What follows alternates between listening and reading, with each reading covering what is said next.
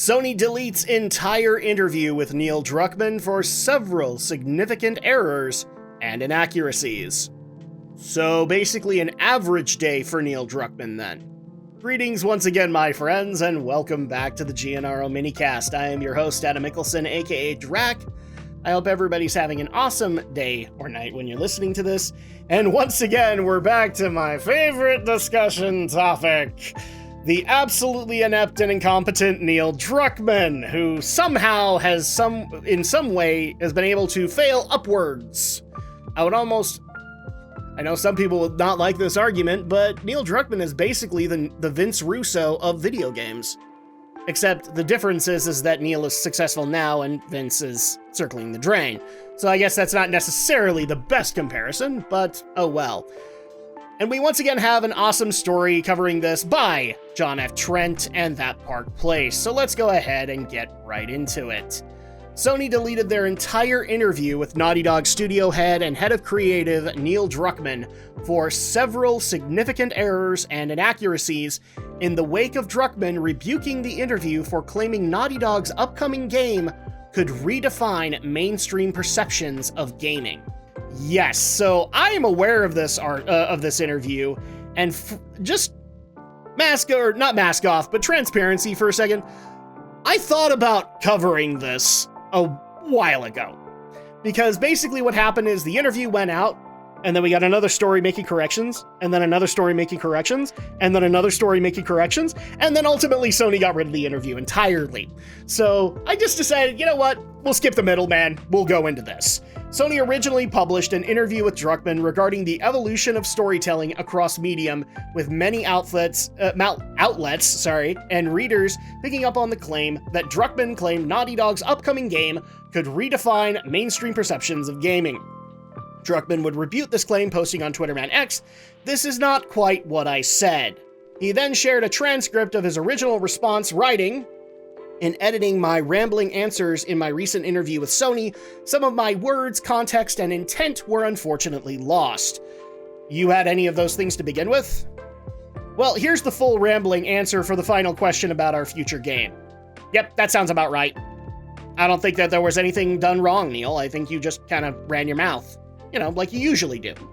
In that full, long answer, Druckmann stated, "I am working on a new one right now, and it's maybe the most excited I've been for a project yet.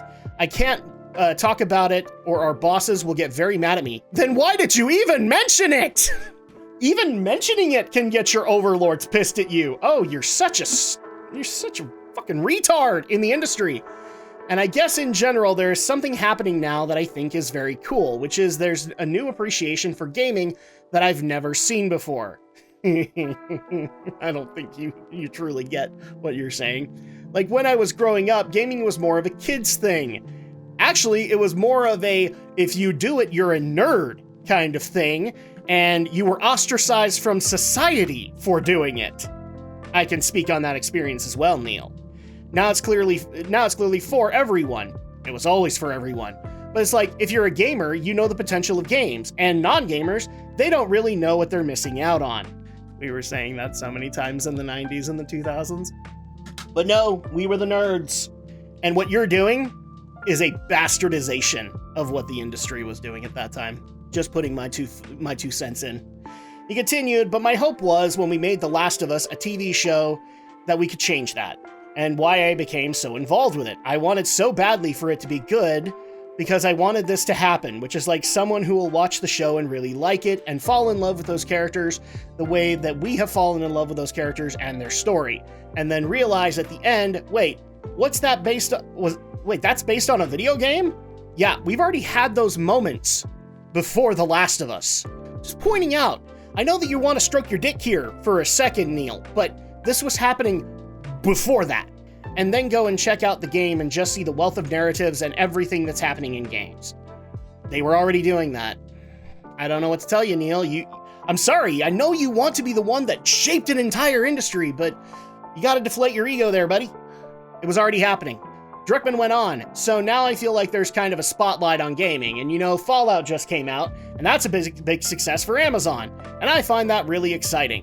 Not because games need to be movies or that they need to be TV shows, but I think it's just kind of opened the eyes of a bunch of people that just weren't aware of the kind of experiences that exist in games. They still aren't, because the adaptations that you're doing are pale comparisons to what actually happened in them. I mean, I've made the arguments with Castlevania. I'll continue to die on that hill. But this was still being done. Even the Paul W.S. Anderson Resident Evil movies are pale in comparison to what was happening in the Resident Evil series games at the time.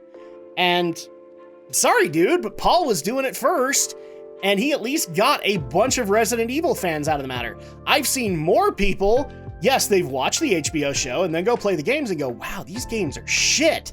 And then they watch the HBO show again and go, yeah, he never really got any better, now did he? Funniest thing about that.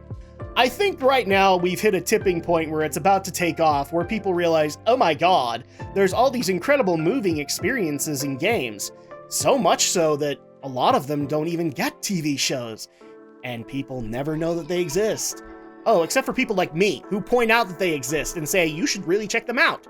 And this wonderful thing called YouTube, where you can actually watch playthroughs and see the stories themselves. You even have channels on YouTube that condense them down into a movie-type format. Oops. So I'm not only excited for this game that we're making, and it's something really fresh for us, but I'm also excited to see how the world reacts to it.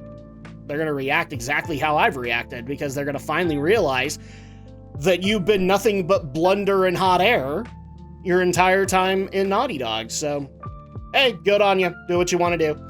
Because The Last of Us and the success of the show, people even outside of gaming are looking at us to see what we are going to put out next.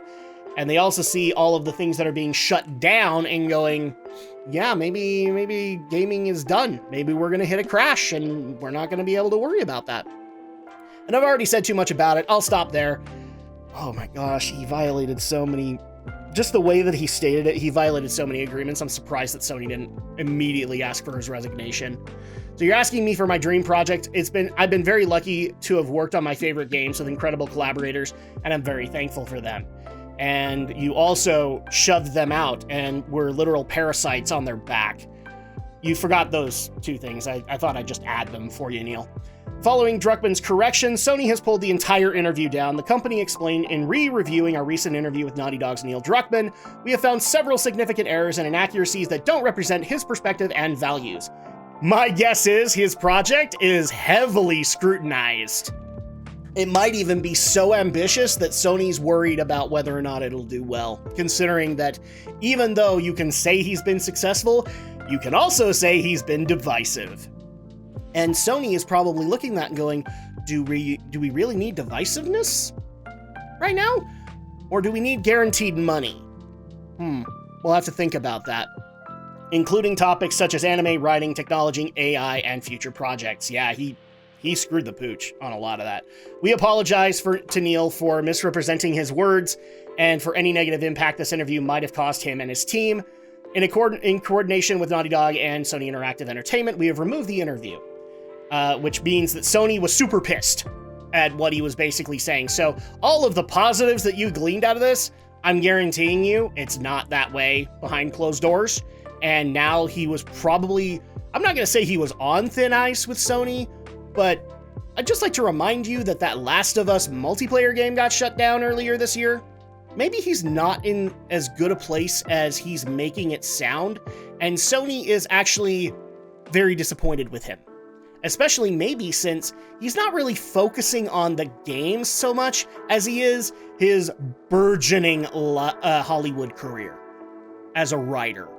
Yeah, I have a feeling that when Sony pulled this down, many words were shared with Neil, and it actually wouldn't surprise me if either Sony or Neil within the next year or two announce a parting ways. This might have actually been a straw that broke the camel's back, and they will either heavily scrutinize what he's working on and go over what Naughty Dog is doing with a fine-tooth comb, and he'll probably just leave on his own, or Naughty Dog will just get absorbed into Sony.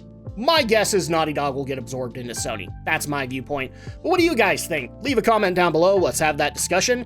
And also consider liking and subscribing to the YouTube channel. It definitely helps out with the algorithms and whatnot, and tells YouTube that, screw you, YouTube. We can have conversations that are a little more gray in matter and actually be able to have honest discourse and discussions.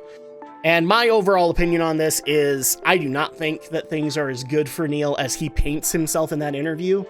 And he probably even got some ramifications on this, so I will look forward to the day when I see that Neil Druckmann has parted ways with Naughty Dog / Sony, and maybe at that point, if Naughty Dog doesn't get absorbed into Sony, we can actually see good games coming back from Naughty Dog. Who knows? Might happen. But that'll go ahead and do it for me. Once again, special thanks over to John F. Trent and That Park Place for the article, and I will catch you guys for the next GNRO Minicast. Until then, take care, my friends.